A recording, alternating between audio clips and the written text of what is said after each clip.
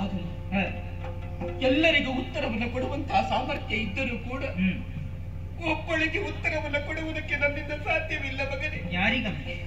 ನಿನ್ನ ಕೈ ಹಿಡಿದಂತಹ ಧರ್ಮಪತ್ನಿ ತುಂಬು ಗರ್ಭಿಣಿ ಕಂದವಳು ಬಂದು ನನ್ನ ಬಳಿಗೆ, ಅತ್ತೆ ನನ್ನ ಕೊರಳ ಮಾಂಗಲ್ಯದ ಪದಕ, ಹಣೆಯಲ್ಲಿ ರಾರಾಜಿಸುವಂತಹ ತಿಲಕ, ಇದಕ್ಕೆ ಅಧಿಪತಿಯಾಗಿ ಮೆರೆಯುವಂತಹ ನನ್ನ ಗಂಡನನ್ನ ಎತ್ತ ಕಳುಹಿಸಿಕೊಟ್ಟಿರಿ ಎನ್ನುವ ಹಾಗೆ ಕೇಳಿದ್ರೆ ಏನು ಉತ್ತರವನ್ನು ಕೊಡಬೇಕು ಕಂದ?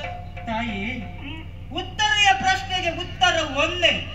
ನಿನ್ನ ಗಂಡ ಎತ್ತರಕ್ಕೆ ಹೋಗಿದ್ದಾನೆ ಎನ್ನುವ ಹಾಗೆ ಹೇಳಿ. ಎಲ್ಲದಕ್ಕೂ ಮರು ಮಾತುಗಳನ್ನು ಆಡುವುದರ ಮುಖೇನವಾಗಿ ನಿನ್ನ ಬಾಯಿಯನ್ನು ಕಟ್ಟಿಸುವಂತಹ ಪ್ರಯತ್ನ ಮಾಡ್ತಾ ಇದ್ದೀಯ.